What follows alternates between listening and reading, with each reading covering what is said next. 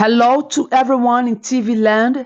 This is Focus on Liberia online television, and you are listening to the Focus on Liberia Daily News. I am Gwendolyn Dorado, your presenter. I bring you the headlines. National Elections Commission is still engulfed by protests as staffers demand hazard benefits from the 2023 presidential and legislative elections. Tensions reached a boiling point in Liberia's legislature on Tuesday as three top government officials appeared before the majority bloc of the House of Representatives to respond to allegations of bribery tied to attempts to unseat Speaker Kofa. A three-day multi-stakeholder policy dialogue workshop on women's economic empowerment opened in Gata Nimba County under the theme Invest in Women. Away from home, the opposition Alliance of Change in Mauritius has won 60 of the 64 seats in parliament following Sunday's general elections. Those were the headlines. Now I bring you the news in details. The National Elections Commission is still engulfed by protests as staffers demand hazard benefits from the 2023 presidential and legislative elections. Staffers rampaged on Capitol Hill on Monday, November 11, demanding answers from NEC leadership, spearheaded by Chairperson Madam Davidato Brown Lasana, about the balance of US 8 million of US 53 million allocated for the 2023 electoral process. Over hundreds of aggrieved NEC workers held placards while chanting slogans demanding the resignation of the chairperson for what the term unfairness, corruption, and lack of accountability. Reading a petition, they accused Chairperson Brown Lasana of misappropriating funds from government coffers intended for their benefits. In response, the NEC boss reiterated that the remaining funds have been returned to government coffers as it is constitutionally required of public entities. The dispute over the remaining of US 8 million at the NEC has sent shockwaves through the commission, with Chairperson Brown Lasana and her co-chair at loggerheads. The NEC boss explained that the money was declared to the government after the elections in accordance with the Public Financial Management Law. However, co-chairperson P. Tapla Reeves urges that the remaining funds should be used to address pressing issues at the commission instead. Tensions reached a boiling point in Liberia's legislature on Tuesday as three top government officials appeared before the majority bloc of the House of Representatives to respond to allegations of bribery tied to attempts to unseat Speaker Kofa. Despite a stern warning from Speaker Kofa last week, cautioning President Joseph Boakai's administration against sending representatives before the majority bloc, Internal Affairs Minister Francis Sikela Yemelin, Transport Minister Salif Tyler, and Liberia Water and Sewer Corporation Managing Director Mo Ali faced a barrage of inquiries regarding claims of bribery. The accused officials have been summoned to answer for allegations that funds from the Ministry of Transport and the Liberia Water and Sewer were funneled into a scheme designed to buy support for the removal of Speaker Kofa. The investigation, which has drawn the attention of Liberia Anti-Corruption Commission, has sent shockwaves through the political sphere, with many questioning the integrity of both the executive and legislative branches. A three-day multi-stakeholder policy dialogue workshop on women's economic empowerment opened in Ganta-Niba County under the theme Invest in Women, Accelerating Progress for Liberia's Future. The workshop brings together women's groups, organizations, and government ministries and agencies to promote awareness and drive initiatives for women's empowerment. At the opening ceremony, Dr. Mariah Amitoglu, UN Women's Regional Economist specialist, emphasized the workshop's goal of enhancing participants' capacity to advocate for policies that support women's economic empowerment. She highlighted the importance of advancing areas such as the care economic, green economy, trade and entrepreneurship, and financing for gender equality. Dr. Yamin Fala Yalo, Deputy Country Representative for UN Women in Liberia, delivered the keynote address, urging participants to promote women's empowerment as a means to contribute to Liberia's socio-economic progress. She noted that global and regional challenges, including the COVID-19 pandemic and climate-related crises, are pushing millions of women into poverty. She stressed that empowering women in Liberia will increase productivity and support sustainable development. The workshop features sessions on building women's capacity in economic participation, enhancing access to financial services, and improving opportunities in green jobs, entrepreneurship, and trade. Participants are expected to develop a roadmap to advance women's economic empowerment in Liberia by 2030. Charlene Davis Woolsey, representing the Food and Agriculture Organization, highlighted the need for gender equity to ensure sustainable development.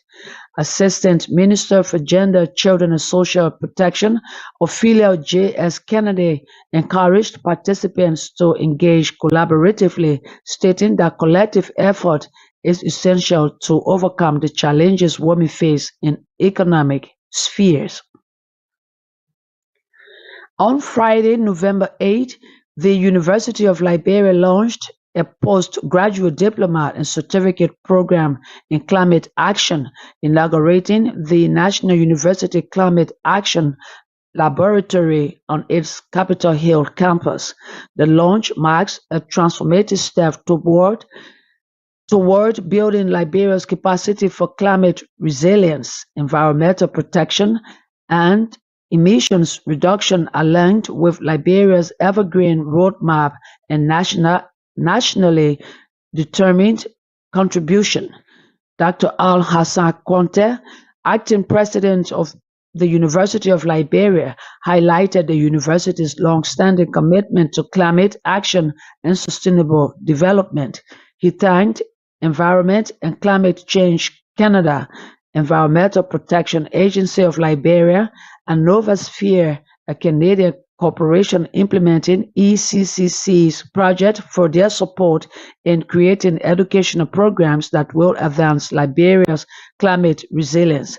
EPA Executive Director Dr. Emmanuel Yakpawulo, the event's chief launcher, underscored the urgency of building local expertise for climate initiatives.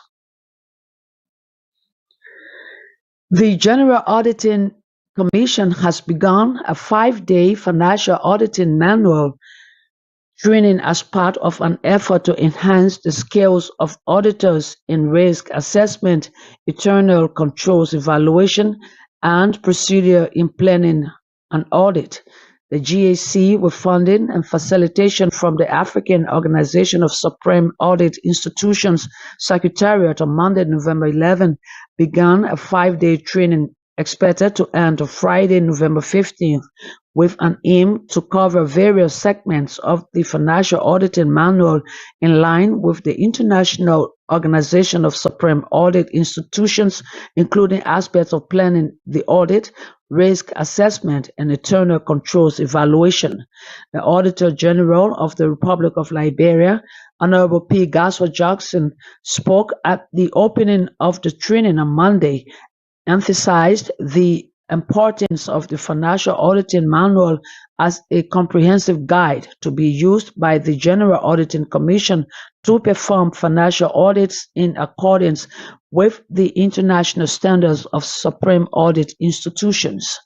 After extensive extensive deliberations on necessary adjustment, the Bond County Council has submitted its finalized budget for the fiscal year 2024. The session led by the Bond County Council Chair, Mr. Aaron Saki Fallon, as Finla concluded with the official handover of the budget to Superintendent Madam Hawa Lawyer Norris on Monday, November 11, at the Banga Administration Building. The budget totaling 1,004,088,669 takes immediate effect and aims to address the county's administrative and development needs across various sectors. The United States Agency for International Development, through its Transforming the Education System for Teachers and Students in Liberia project, has launched a 5-day training program for faculty at higher education institutions in Liberia. The training focuses on Semester 6 curriculum development and the revision of Semester 7 coursework, with an emphasis on professional development for early childhood and primary education. The program benefits 8 universities and colleges with teacher training programs, including the University of Liberia, the African Methodist Episcopal University, Lofa County University, Grand Bassa University, Lacosas College of Education, Carter University, Adventist University of West Africa, and the Niba University. The workshop held in Ganta Niba County involved early childhood education and primary education, bachelor's degree programs, faculty in curriculum harmonization, and technical working groups. It aims to build the capacity of faculty and leaders within the institutions to implement and monitor a new evidence-based curriculum for ECE and PE programs. Speaking at the event, USAID Liberia Education Officer Director Jana Wooden pledged USAID's continued support for the TEST project, highlighting its dedication to improving Liberia's education sector. Away from Liberia, the Opposition Alliance for Change in Mauritius has won 60 of the 64 seats in parliament following Sunday's general election. Its leader, Navin Ramgoolam, 77, has been appointed prime minister. The man he has replaced, Pravind Jugnauth, 62, already acknowledged on Monday that his LEPEB alliance was heading for a huge defeat. It now has 2 seats in parliament compared to the 42 after the 2019 elections. Mauritius is known as one of Africa's most stable democracies, but the election was tainted by a phone tapping scandal with leaked recordings of public figures posted online.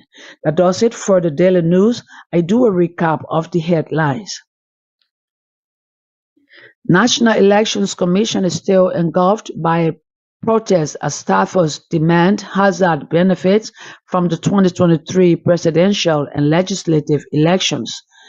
Tensions reached a boiling point in Liberia's legislature on Tuesday as 3 top government officials appeared before the majority bloc of the House of Representatives to respond to allegations of bribery tied to attempts to unseat Speaker Kofa. A 3-day multi-stakeholder policy dialogue workshop on women's economic empowerment opened in Ganta Niba County under the theme Invest in Women. Away from home, the Opposition Alliance of Change in Mauritius has won 60 of the 64 seats in parliament following Sunday's general elections. On behalf of the management and staff of Focus on Liberia, thanks to our many listeners and viewers, we urge that you keep following us and share our videos. My name is Gwendolyn Dorado. I presented.